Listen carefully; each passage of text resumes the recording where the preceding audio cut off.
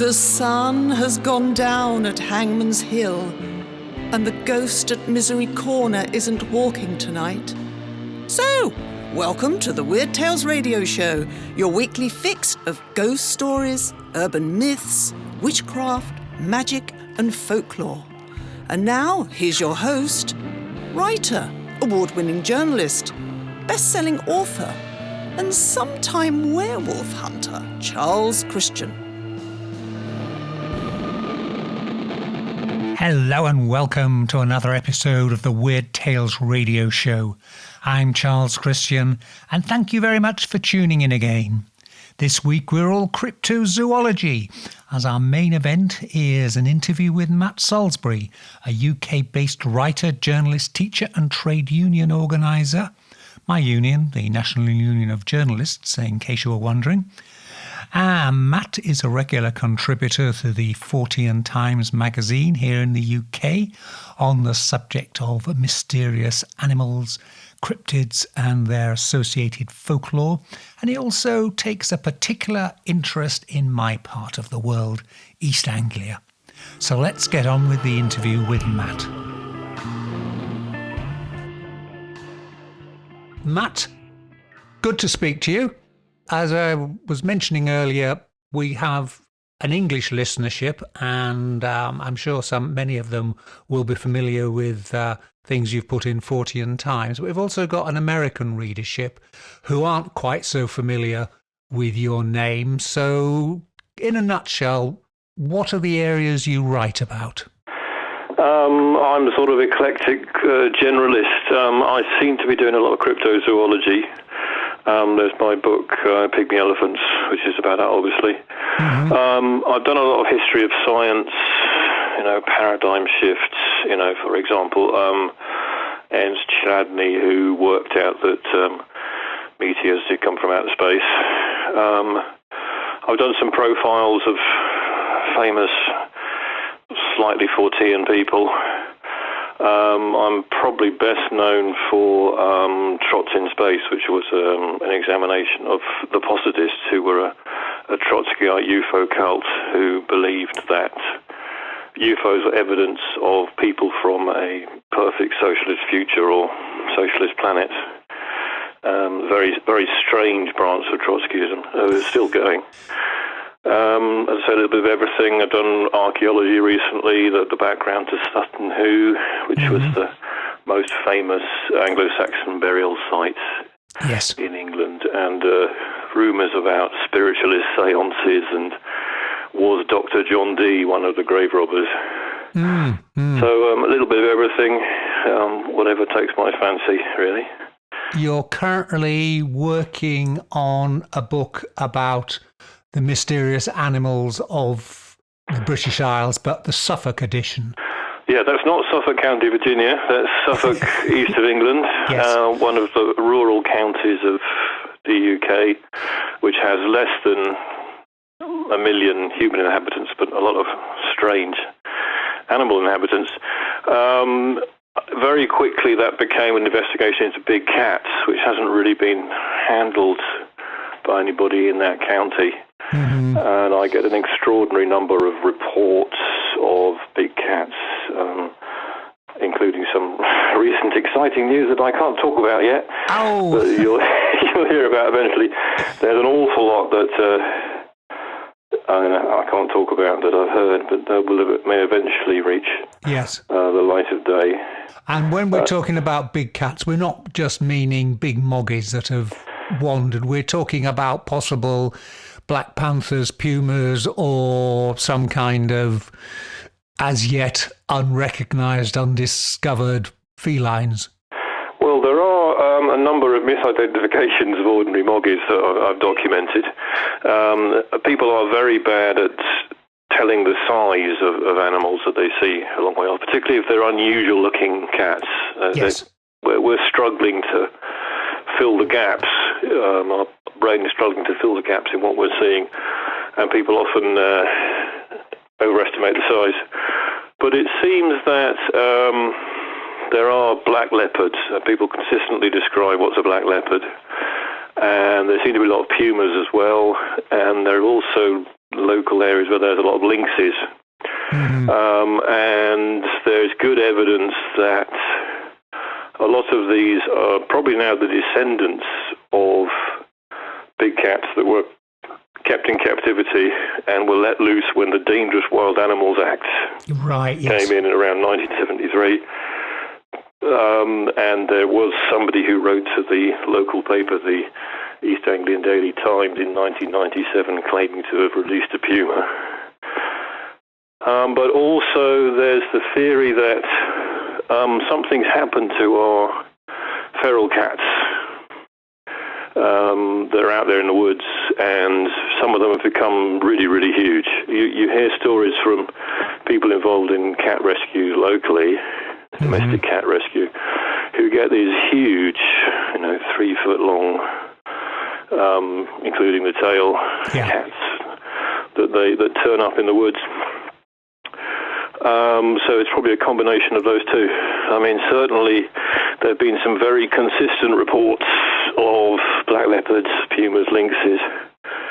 One or two big cats that don't match the description of any known big cat. Like there's this strange, like a lynx but long and thin, tufted ears but black, that was spotted on a golf course in a place near Ufford. Place called Ufford in the early 2000s. But there's often a very consistent pattern to the sightings. For example, a lot of taxi drivers, because I only recently learned to drive, so I was taking a lot of taxi rides around Suffolk.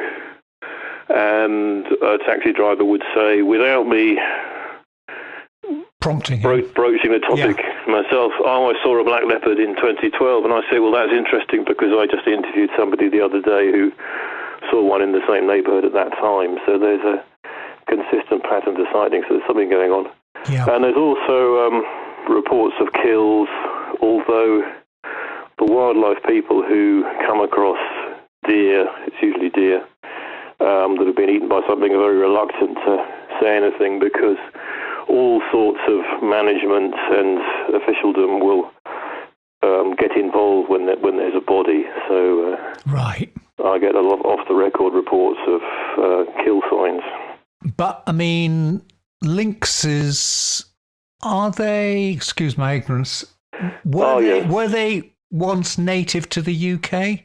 Yeah, they were native around about the Saxon times, about 800, when they disappeared. I think they probably disappeared from southern England earlier than that. We're not sure.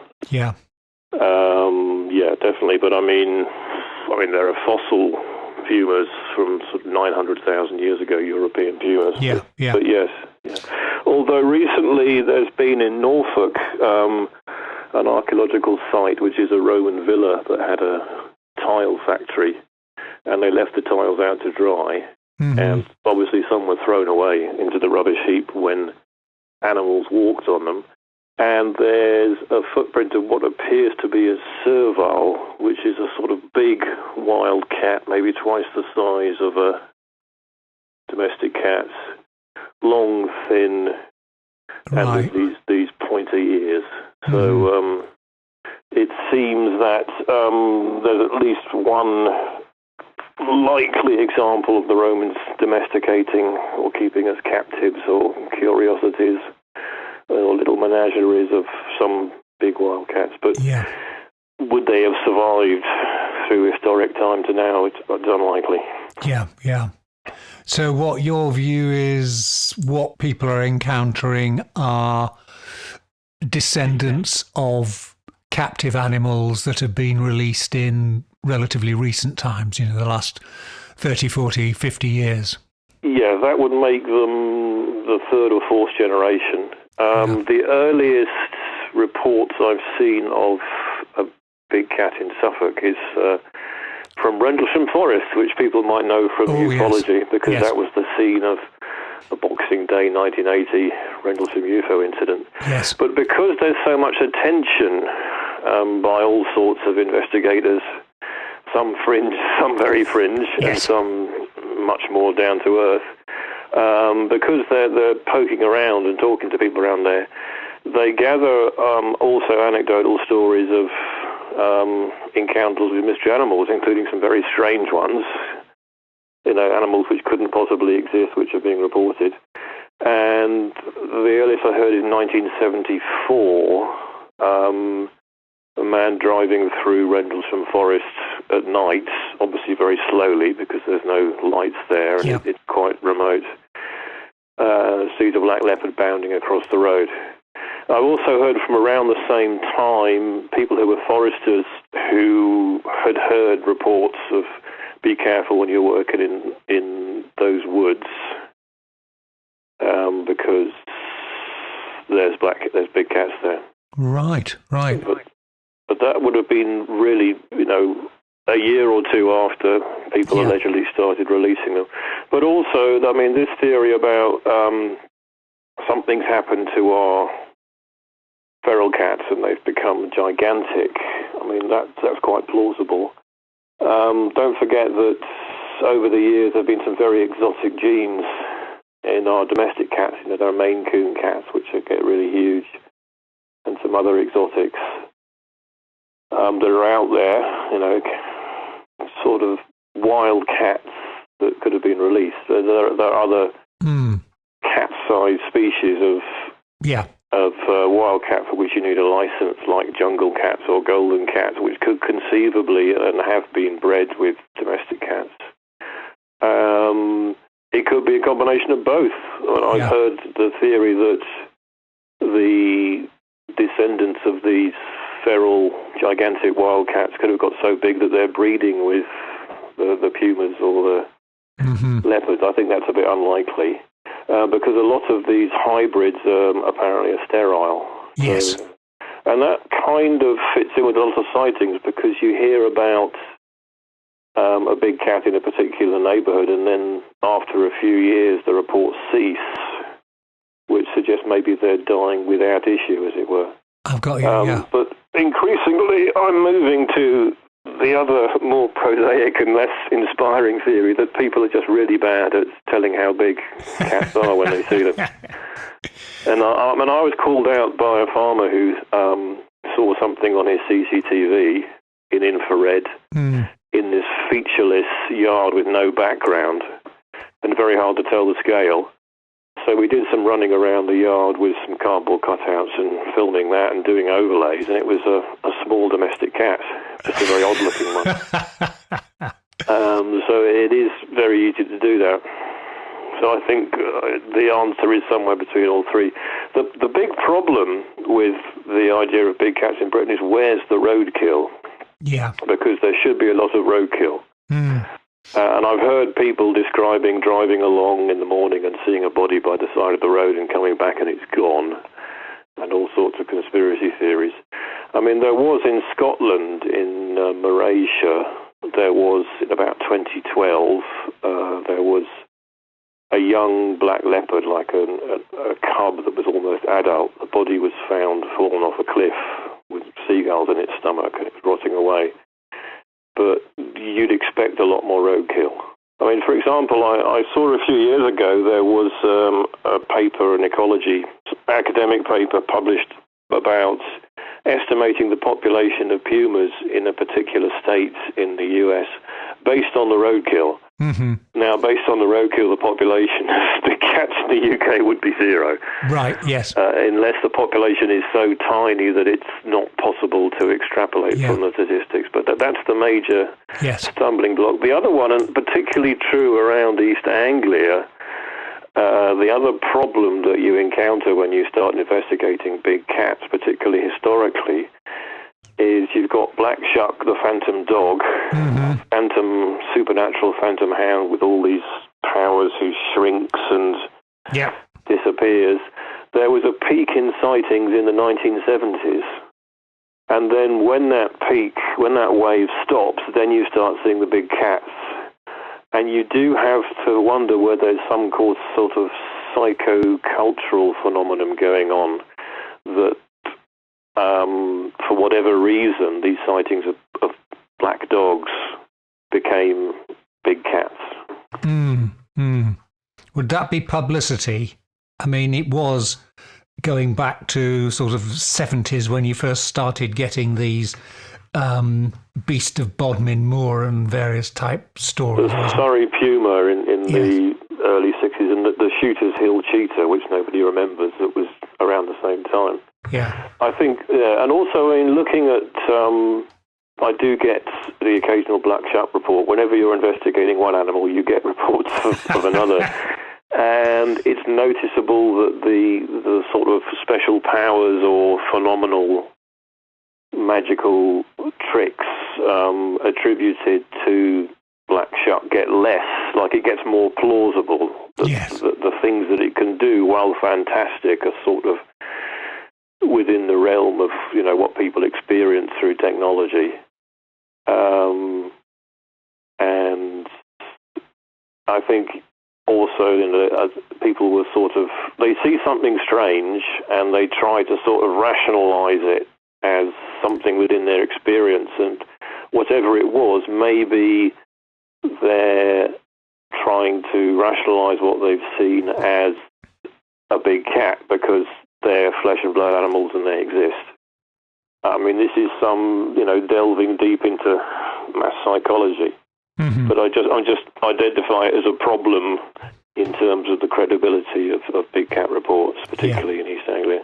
Yeah. Sort of moving on from big cats, one of the other things I've seen you write about are mummified cats that are walled up in pubs and various other places. Again, quite a lot of them in East Anglia. Yeah, well, I just covered them because there are lots of mummified cats in the UK. As you say, they were often buried, we think often alive, sometimes cats and kittens, sometimes cats with rats, in buildings to bring good luck and particularly to protect against fire. And they'd often be put in spaces in chimneys, or they'd be walled up in some way. And by coincidence, in West Suffolk, so that's the area around Bury St Edmunds, the cathedral city, going west towards Cambridgeshire and Essex, there's a cluster there which you can do in a day. I mean, you could even do it it's all on the same bus route, although buses are rather scarce and expect long waits. There's in Bury St Edmunds, there's one in the Moyses Hall Museum. Well, in fact, there are several, and they recently discovered a new one. I'm not sure whether that's on display yet, but they discovered a new one in the town. There's one on display with some rats, and they look like some sort of gremlins because the skin shrinks. Yes. And they look sort of skeletal, but they've still got the skin on, so they look particularly creepy. And there's one in this pub called The Nutshell in Bury St Edmunds, which is famous for being allegedly the smallest pub in Britain. Yes. It's a small room, and it's well worth a visit. Although if you're a bit shy, don't bother, because you can't stay out of any conversations you might be drawn into because it's so small. They have the usual foreign banknotes hanging from the ceiling, but also a mummified cat. Right. Which, if you ask nicely, they'll let you photograph, but do not touch it because there's a curse attached to it, allegedly. Right.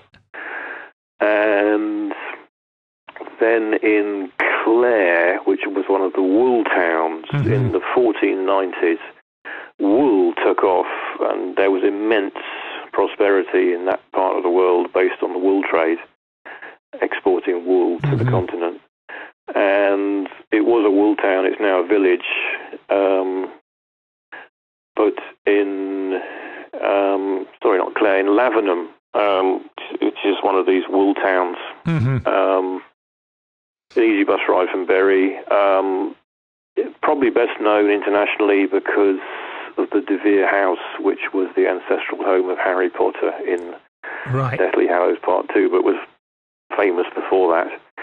There's the Guildhall, which is now a National Trust property, and there's an amazing mummified cat there. It goes by the name of Rameses, we think because the people who bought the Guildhall and restored it were a pair of eccentric twins, one of Ramesses is amazing, and he's worth the price of admission alone. He's still got some of his whiskers. Oh, right, yeah. And very well preserved. Been nibbled a bit, but still very well. Yeah. Still in a very good condition. And then if you go to Sudbury, which is on the border with Essex, a bit further down, was one of the wool towns, is still a town. If you go to the Mill Hotel and ask nicely at reception, they'll direct you to a section of the floor, and there's a little recess with a glass cover, and there's another mummified cat. The story goes that there was a fire after they were doing some restoration on the hotel in the 70s, and they took it away, and the place burned down. So in order to restore the good luck, they put it back in. I've also heard people discovering, obviously, things like witch bottles, but also, horses' heads or horses' limbs as well, somewhere in the foundations or somewhere under the kitchen. Certainly not the place where such a creature would normally end up. Yeah, there were several of these old Suffolk houses that were restored, and they found spaces deliberately built into the house when it was being constructed, usually by the chimney, where they put all these good luck objects. And the strangest one I heard is the bones of the wings of a goose with all sorts of notches in them, which they think is some kind of almanac for recording particular days or something. But yeah, they are quite common in the county. Now, less common, but we've mentioned it, and it seems peculiar to East Anglia, is the Woodwose, which is really, I suppose, our version of Bigfoot or the Yeti. Yeah, it's actually a very different animal and closer to humans. They're usually depicted as being like, it's usually men, although there are some wild women too. They're about human size. They're just covered in hair, but their faces are usually not covered in hair, and they've got identifiable hair and beards, and they've got long sort of curly hair on their heads. These are found mostly in Suffolk, and nobody really knows why they're so common, and they're mostly in churches. They're found on the fonts, the baptismal fonts of churches when you come in, because they're usually by the door, usually about a foot high, carved in stone. Now, there's no stone there, so the stone will have come from the wrong end of Cambridgeshire by river, or possibly from Normandy. And they're also found on the porches of some churches. Usually they're charging with a club and a shield, fighting a dragon or a wyvern, which is I'm not sure about the pronunciation. What wyvern, which is a dragon with two legs. And occasionally they appear on the tops, on the roof of churches, or on top of the spire. They were seen to have been built again in the wool boom, when there was a lot of churches being built around 1490. And as I say, they exist mostly as these images, and they seem to be very much in Suffolk, although I've been encountering more and more of them in Norfolk. There are sort of clusters around Norwich, and there's some of them scattered around Norfolk, and there's a few around the Cambridgeshire and Essex borders. Now, there are a couple of accounts of wild men being encountered. For example, there's a pub called The Wild Man in a place called Sproughton, which is just near Ipswich, probably best known for the British sugar factory, which is now closed. And it's said to have got its name because when it was being built, and again around that time of the 1490s, the wool boom, the builders were terrified by a wild man who appeared in some waste ground. And there's also an account from Ralph of Coggeshall, who's a chronicler. He was an abbot in Coggeshall in Essex, writing in the 13th century, and he described in the reign of King Henry II, so sometime before, that there was a man found in the sea off the coast of a town called Orford, which is a fishing village that has a castle. And this was a naked man with a bald patch and long straggly hair, who appeared to be human, and he would catch fish in his hands and sort of squash them and squeeze the juice into his mouth.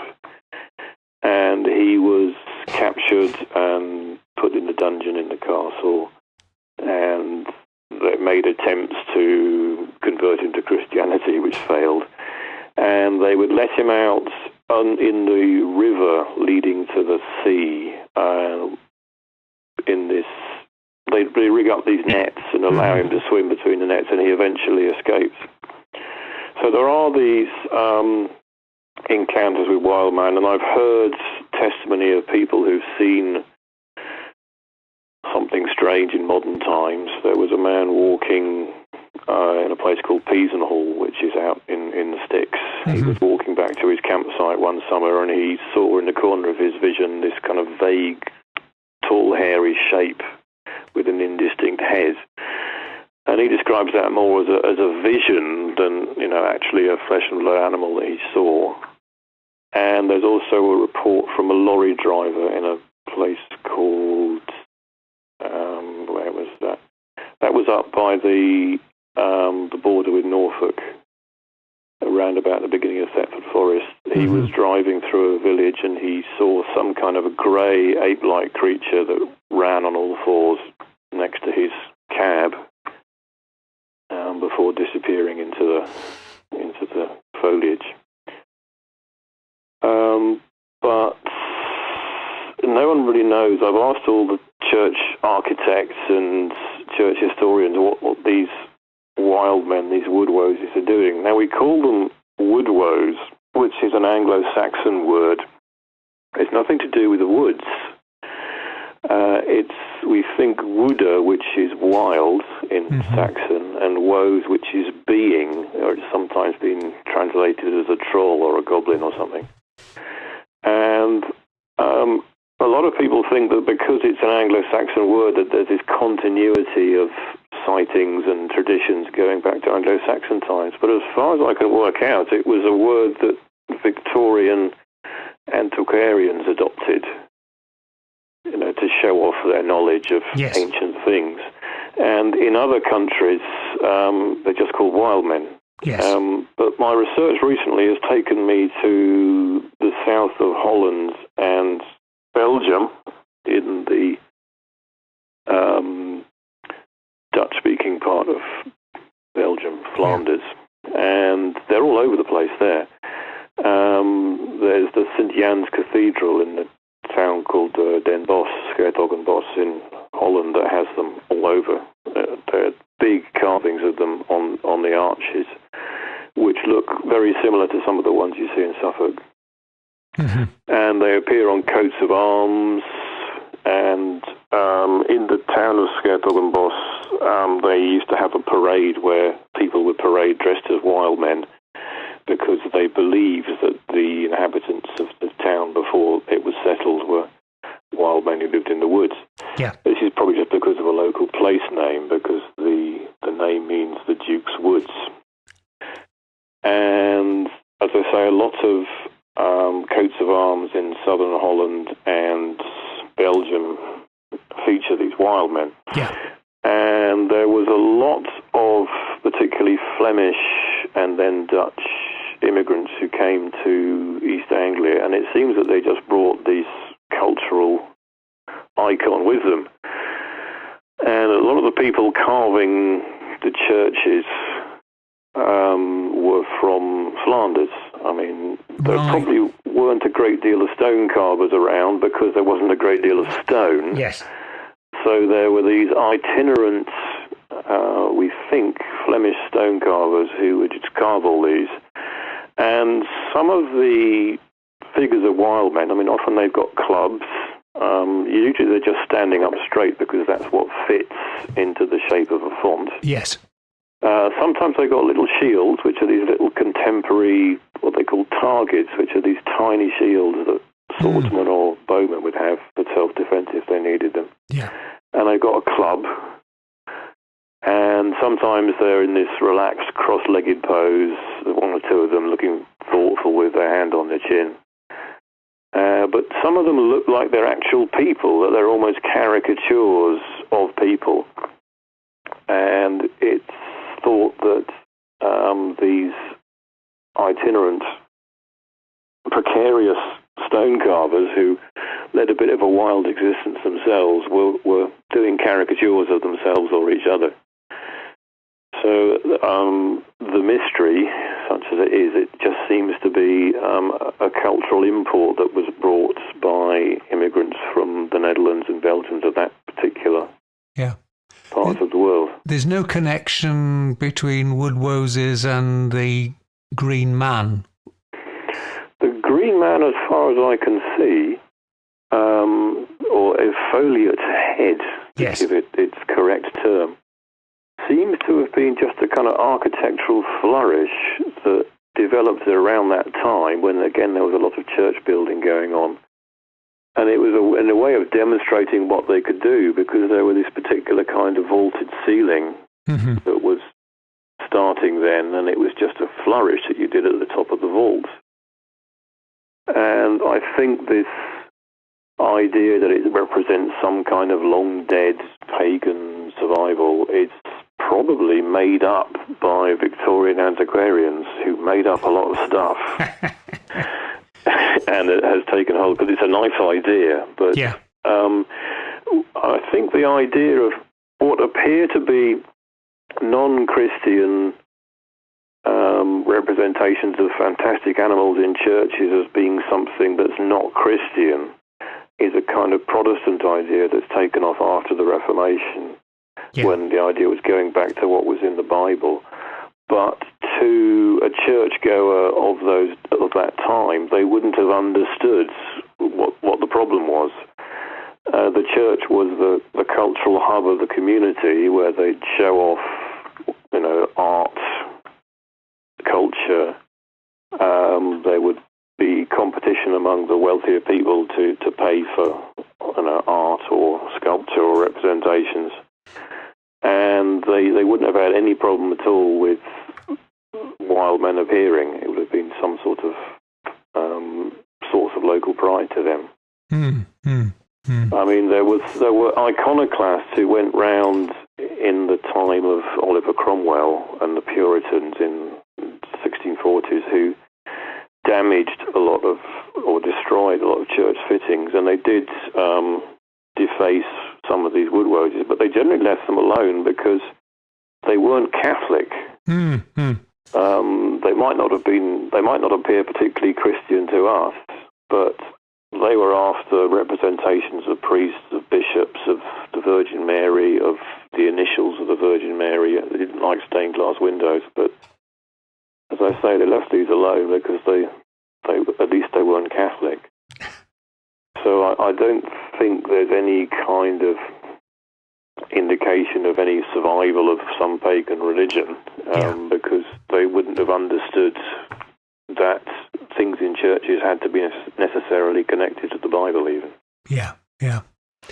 What other, conscious times moving on, what other wild, mysterious animals, cryptids have you heard of or encountered? Well, not encountered, but investigated in this part of the world, Suffolk? There's a cluster of fairies around a town called Stowmarket, which is in the middle of the county, which is otherwise unexceptional.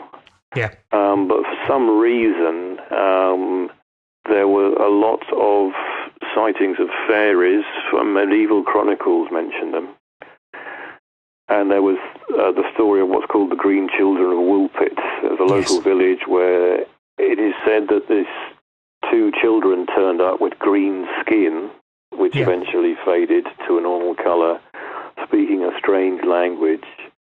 The boy refused to eat and died, and the girl thrived and grew up and married a local nobleman and became respectable.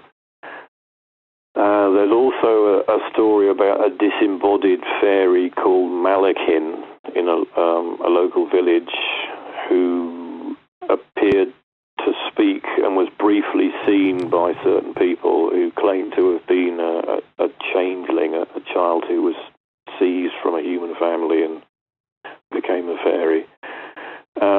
All sorts of reports of fairies trying to steal children, and there was a street in the town of Stowmarket called Tavern Street where if you hid behind piles of wood, which you could find in urban streets those days, you could catch a glimpse of them, and if you ran after them, they'd run away, leaving trails of sparks. And there was also an encounter just outside the town in the field of hops by a man who, by moonlight, saw a fairy circle, circles dancing silently. The reason why that survives is there was a man called the Reverend Hollingsworth who in 1840 wrote a history of Stowmarket. He was a local vicar. Yeah. He wrote the history of Stowmarket. And all the informants about fairy sightings are anonymised, interestingly. They didn't want to give their names. But they were very old people. They were in their 80s, so they were describing events from their childhood, which must have been at the end of the 18th century. Mm-hmm. So the survival of fairy stories is mostly down to the Reverend Hollingsworth. But there have been more recent stories of fairies. For example, there was a man in 1920 when he was a boy in a town called Saxmundham, which is a county town with a station. And he thought he was seeing ghosts. He described them as ghosts dancing, all dressed in white, dancing in a circle. And there are numerous fairy stories, most of them from about 1800. The local newspaper, the Ipswich Journal, reported them. There was a strange encounter with something like a fairy which popped out of a trapdoor in the bottom of a railway carriage in a train that was going past Hawley Junction, Suffolk.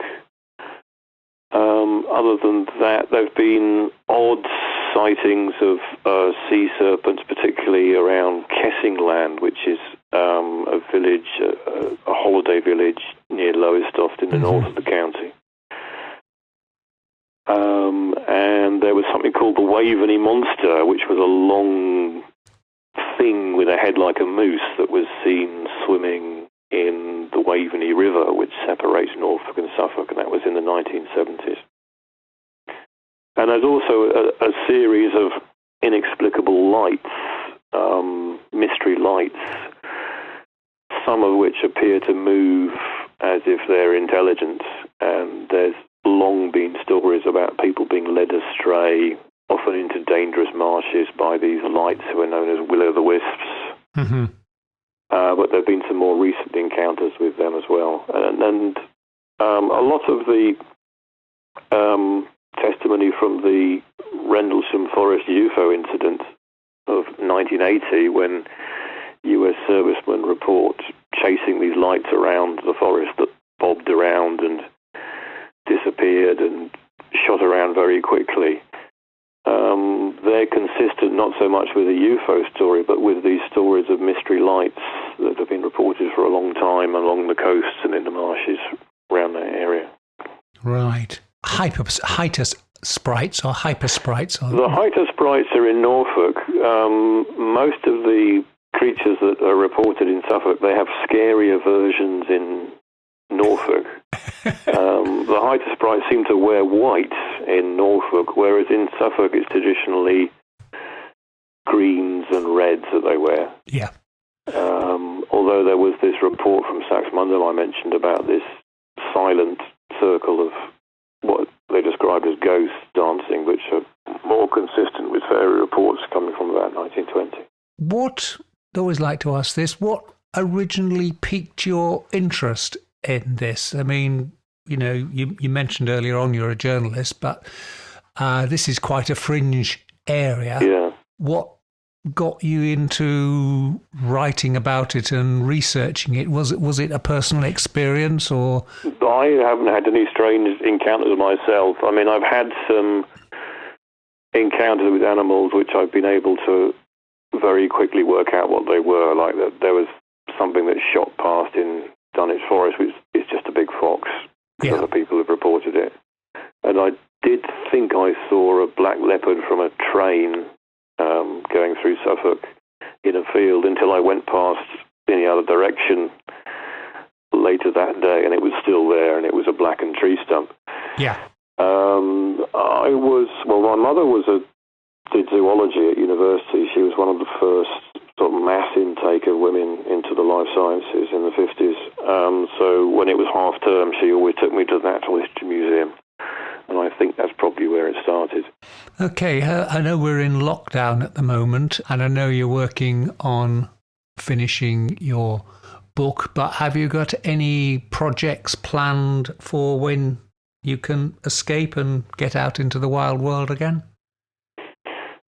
Obviously finishing off Mystery Animals of the British Isles, Suffolk, but I think the big cats element of that lends itself to taking a wider look at East Anglia, because there's a lot going on in Norfolk.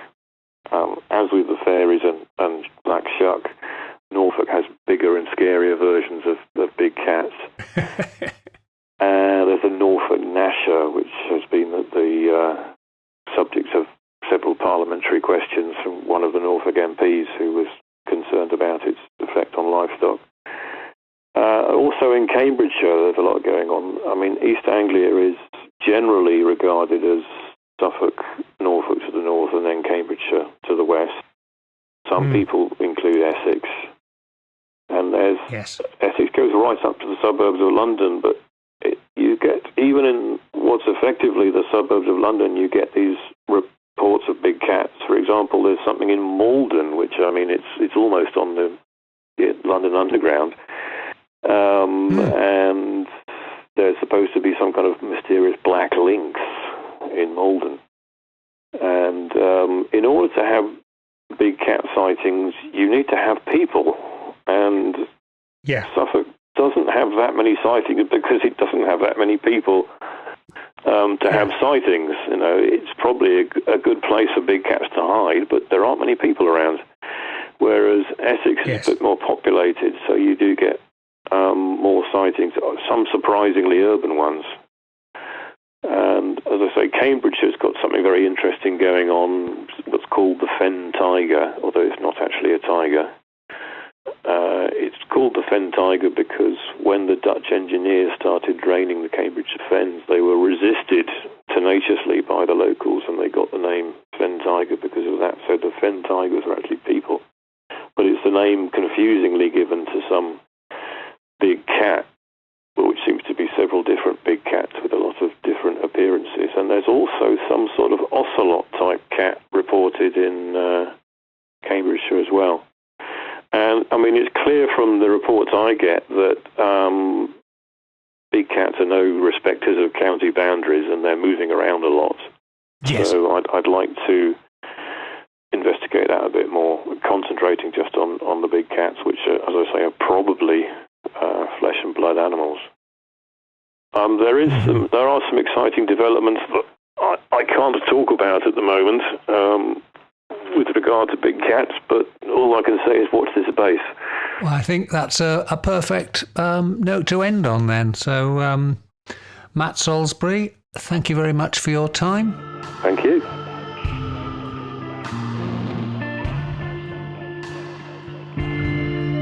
You're listening to the Weird Tales radio show with Charles Christian.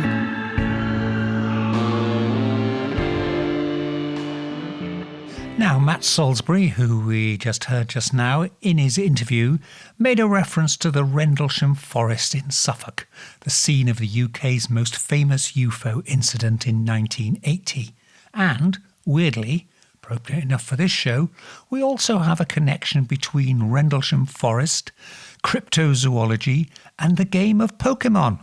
Yes, Apparently, on Pokemon Day this year, which took place on the 27th of February, I know, who knew there was such an event on the calendar, it was announced that a new creature, the Zoruda, would be entering the Pokemon universe. Also known as the Rogue Monkey, Pokemon bloggers were quick to suggest the Zoruda might be related to a creature in English folklore known as the Shug Monkey, a creature some eyewitnesses reported seeing in Rendlesham Forest in the 1950s. But there's more. Let's look at the legend of the Shug Monkey in more detail. The word shug is believed to come from either the Old English term skuka, meaning demon, or a centuries-old local term shucky, which means hairy or shaggy, and is where East Anglia's famous black dog, Black Shuck, takes its name. Now, according to the folklore of Cambridgeshire, and Cambridgeshire is the next door county to Suffolk, so for any critters wandering around, it's not very far for them to go over the county boundary. The Shug Monkey is described as a creature that shares features of a dog and a monkey, and reportedly haunted the Slough Hill Lane area, which is a street that leads from the village of West Ratting to nearby Barsham. The creature, said to have a body of a jet black shaggy sheepdog and the face of a monkey with staring eyes, was believed to be a supernatural ghost or demon. Local writer and broadcaster James Wentworth Day first related stories of the Shug Monkey in Here Are Ghosts and Witches, a book published in 1954. And according to local police constable A. Taylor, we don't know his first name, Albert maybe, let's call him Albert Taylor, who recounted the story to Wentworth Day. He said, when he was young, the Shug Monkey was known to be a cross between a big rough-coated dog and a monkey with big shining eyes. Sometimes it would shuffle along on its hind legs, and at other times it would whiz past on all fours. Constable Taylor also stated that after dark, local children at that time avoided its haunt on Slough Hill, which was then an overgrown and little-used lane. According to folklorist Polly Howard, who specialises in the Cambridgeshire area, she says sightings of the Shug Monkey have not been reported since before World War II, so you're looking about 1939. Although that doesn't explain the apparent sighting of the Shug Monkey in Rendlesham Forest in the 1950s. So, if you're travelling to East Anglia and you see what looks to be a very large monkey that might also be a dog, say hello to Shug Monkey. Good day, gentlefolk. I doth have breaking news. Your Weird Tales host, Charles Christian, has written a new book called Saints and Sinners in Dark Age England. 5 shocking true tales that are stranger than fiction. There's murder, mayhem, treason, incest, adultery, and worse. Read about the real antics of 9 saints. Yes, saints. 8 kings and 5 queens of England, plus the wickedest of all stepmothers. And be amazed, or horrified, or appalled, or all 3. If you love weird history, and methinks you do, hop over to Amazon for your copy of Charles Christian's Saints and Sinners in Dark Age England. Grab yours now. Let's have another of our creature features, and this week we meet the Pesta, an ominous creature from the old Norse lands of Norway, Sweden and Finland.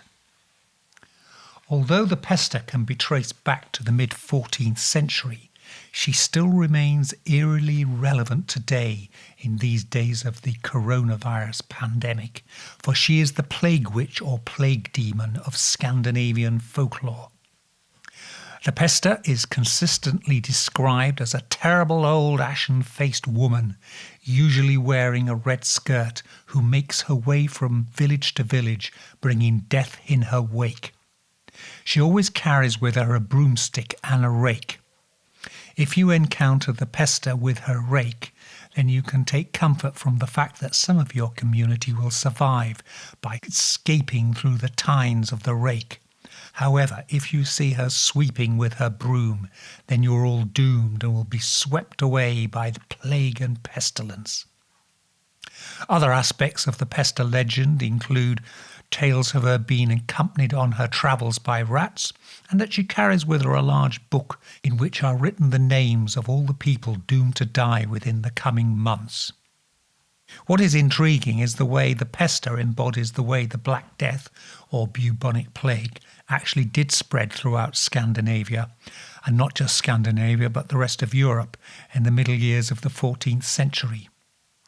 With no scientific understanding of how the Yersinia pestis bacterium exists in the fleas that are carried by rats, people look for supernatural explanations for why death apparently mysteriously moved from community to community, afflicting both rich and poor alike, in some instances killing everyone in a particular village.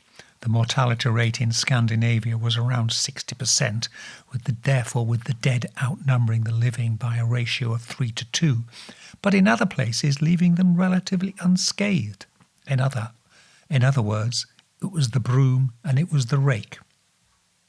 Legends of Pesta also describe her travelling from place to place by ship, which again eerily echoes the reality of the Black Death, as in medieval Europe, boat trips across seas and along rivers and over lakes were a popular means of travel at a time when roads were dangerous muddy tracks haunted by bandits.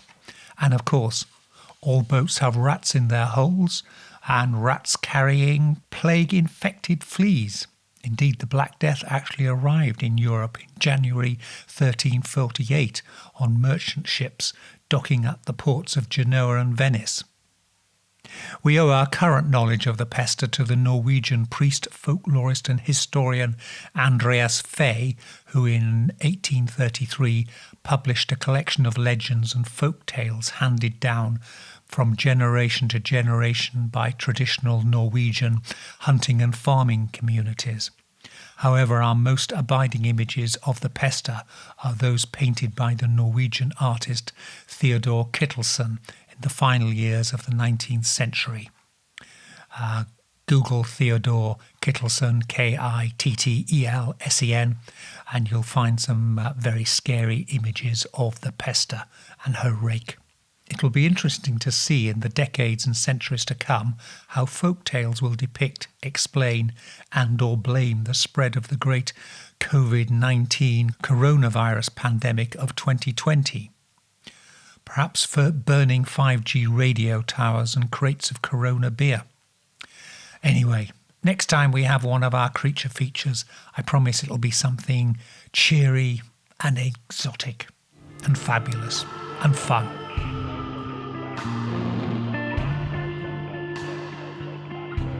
And that's it. We're almost out of time. However, let's just squeeze in one final story. Now, over here in the UK, we're still on fairly serious lockdown with zero prospect of pubs, clubs, wine bars and other drinking establishments reopening for business anytime soon now. So Janie and I were discussing some of the wine bars we used to frequent back in the days when we lived in London. There was Brahms and Liszt in Covent Garden. Brahms and Liszt is Cockney rhyming slang for being drunk. Think about it. Anyway, that place is long gone, as is the slogan that used to be over the bar that said, "If the music's too loud, you're too old." Then there was a wine bar in Soho Square, now also gone, and probably the scene of me having more expense account liquid lunches than was good for me during the 1970s and early 1980s. However, just over 300 years ago, a house in that same location, Soho Square, was the scene of an unusual haunting. Here's the tale. The year was 1704, and the owner of the house lived in a part of it, while the rest of it was let out as furnished lodgings. And at the time, the current lodger, he seemed to be a wealthy man, and his 2 servants. So the landlord was very happy.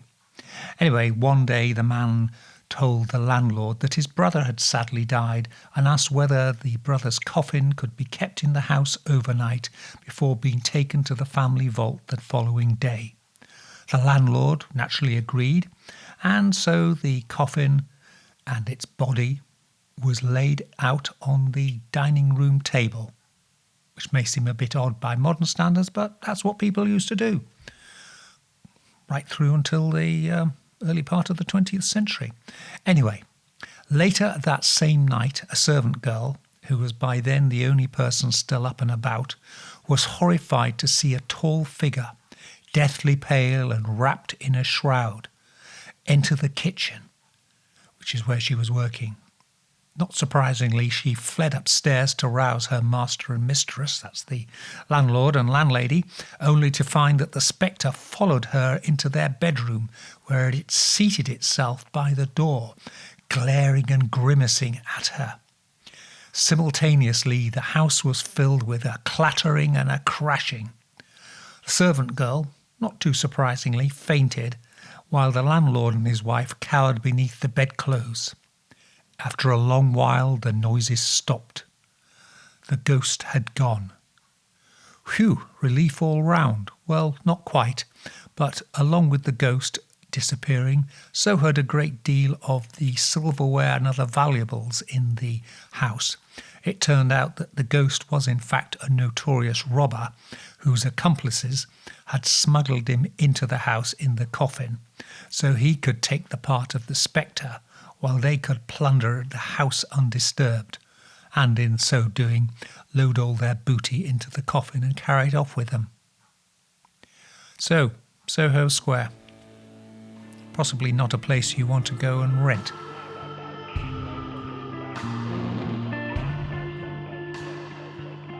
Now it just remains for me, Charles Christian, to say thank you very much for listening in, and I'll hope you'll join me again same time next week. Till then, stay well, stay weird, stay different. Good night. Black Shug, the demon dog of East Anglia, is baying at the moon, which means it's time for us to go. You've been listening to the Weird Tales radio show with Charles Christian, your weekly fix of ghost stories, urban myths, witchcraft, magic and folklore. You can keep in touch with us online at www.weirdtalesradio.com, by email to weirdtales@icloud.com, and on Twitter @ChristianUncut. Join us again next week for another edition of the Weird Tales radio show. Good night.